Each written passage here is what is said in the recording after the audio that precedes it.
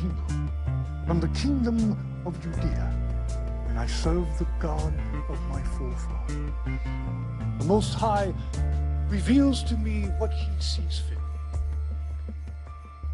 Am I to believe your God revealed my coming to you? If I was to lie, would this be the lie I would choose? Who else could have revealed your deepest secret? And known ahead of time that you would succeed, or known with certainty that you would slay Belshazzar? And how could you have done so if the Lord had not decreed? Or is it not by the hand of the Most High that both victories and disasters come?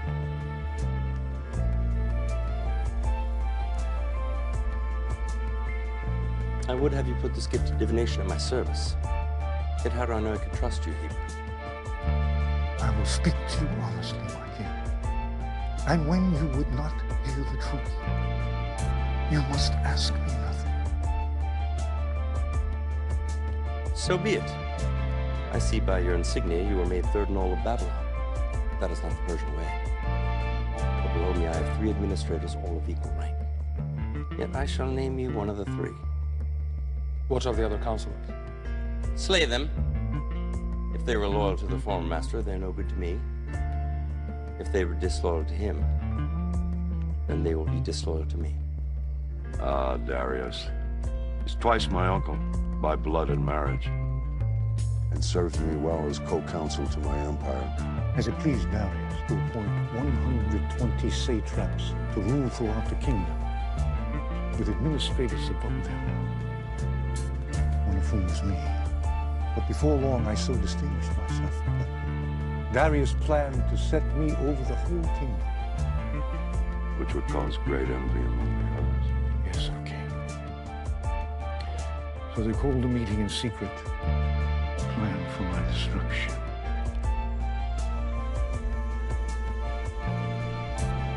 Are we safe? Did anyone see you? No. Why are we meeting so far from the city? I think it would be wise for this meeting to be overheard by anyone. Are you sure you weren't followed? Not unless whatever's following has wings. We don't have much time. Daniel being put over us, if we allow it to stand, means our demise. Once he is in charge, he'll be looking into everything we do. Perhaps we should eliminate him. How? A hunting accident. He doesn't hunt. A sudden illness or a drowning. Who would believe it? Maybe we can ensnare him. How? There is no corruption in him, nor any negligence. He is as diligent as he is skillful. There must be some way. He claims he's so effective because 3 times a day his heart inclines to the city of God. There's a spirit of excellence in him. In every test he has proven faithful. No one is that honest. On the contrary, I had a man tried to bribe him once, and a very generous bribe at that. He would have no part of it. Such a man is dangerous. How long before he learns that we've been generous with ourselves and covered the thefts with false accounts? We'll never be able to find any basis for charges against him unless it has something to do with that God of his. That invisible God of his. No altars, no shrines, no idols, laying claim to every good thing, yet somehow not responsible for the bad. Praying before his window, on his knees facing Jerusalem morning, noon, and night, always the same. Perhaps we need to make him stop. He won't do it. Then perhaps we need to make sure he continues. You say there is nothing anyone can do to stop his prayers? No, nothing. What if the penalty for this devotion of his was death? If we could forbid his prayers for an entire month under penalty of immediate execution? Don't be ridiculous. He'll just stop praying. No, he won't. I know him. He can't keep himself from praying to that God of his for 1 day, let alone a month. I still don't see how it'll ever work. The king knows that Daniel and his people pray continuously, and only to one God. Which is why we need to disguise our purpose. More fitting testimony to your honesty could not have been made. Had there been any infidelity in your record, they would have discovered it. Indeed, they could find nothing amiss in my work. either willfully nor through negligence or lack of care. So they tried to trip me up with my prayers. But since worship of the Most High was not prohibited by the laws of the realm, they had to conceal their purpose, like poison in a cup of honey.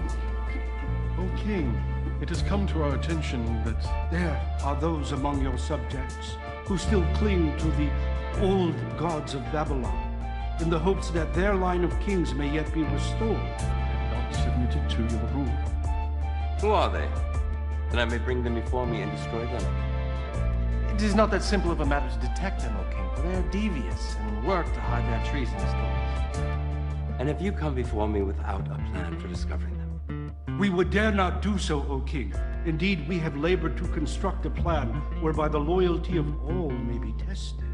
Then speak of it. If, O king, you were to issue an edict that none in Babylon, nor anywhere in the empire, may pray to anyone, be to God or man, except to you for a period of 30 days. But what of the gods of Persia whom I serve and obey? Well, you alone, O king, would be free to pray to them and offer them sacrifice. You would stand as a priest before all the peoples, and in this way ingratiate yourself to the gods themselves, because for an entire month, all of their worship would come from you. Thus, their worship will continue through you, and the old gods of Babylon will be starved for worship, lessening their power. How would you enforce such an edict? No one would be allowed to go before any altar or shrine for the entire period, except for you. And anyone found violating the decree would be thrown into the lion's den before sundown on the very day of the offense. In this way, their treason would be discovered and eliminated In a single stroke.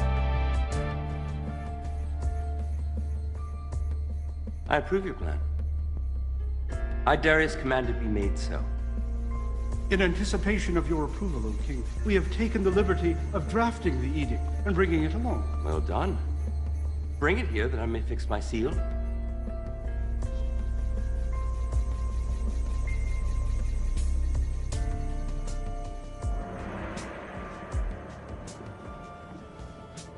Let all the world hear and obey.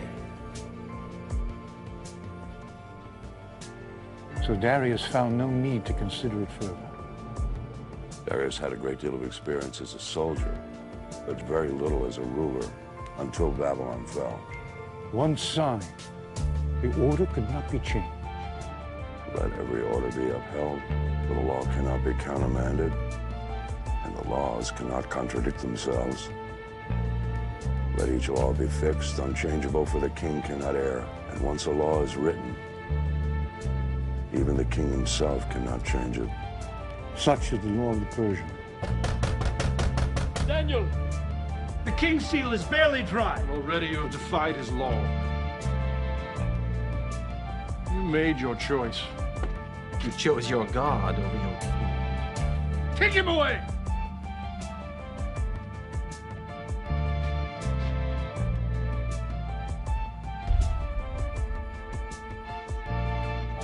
O king, it is my sad duty to inform you that someone has already defied your decree.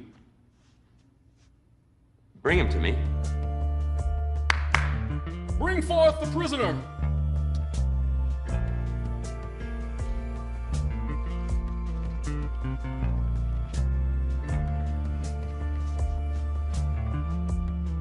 Daniel, he is one of the exiles from Judah.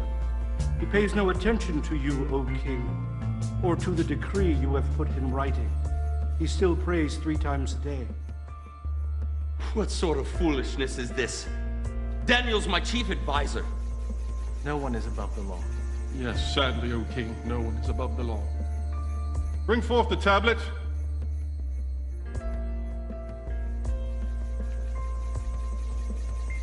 Is this not the edict from the king, signed with your own seal? Let it be known that for the next 30 days, anyone who prays to any god or man other than Darius the king shall be thrown into the lion's den on the same day the offense is discovered. By my hand and seal, Darius the king ruler of the Medes and Persians.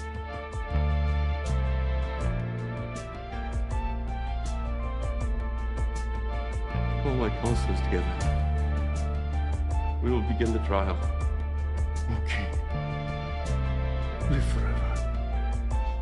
There is no need of a trial. I am guilty. Knowing the king's command, I have disobeyed it. The commands of the king are immutable, and once uttered, cannot be changed. I shall command my wise men to make every effort to search out some reason that the law may be found unenforceable. I do not think they will find one. Let them search you, king, but only for a short time. Because your own law commands that sentence be carried out the day of the offense. Already, the shadows are starting to grow longer, and you have only until sunset. Darius was angry with himself for allowing himself to be fooled, seeing that their purpose was not for his honor and glory, but rather for my destruction. And so Darius had the law book searched to discover if there might be some legal way to spare my life.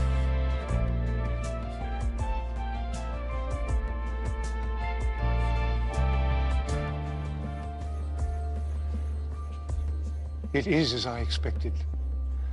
Why did I not consult you before passing that accursed law? Now I'm forced to abide by my own decree. A king who will not enforce his own laws cannot be a king. Your enemies know this and use it to their advantage. Do not grieve, O king. The Most High does not want you to deliver me. If he grants me deliverance, it will be by his own hand, not yours. It is a privilege he reserves unto himself.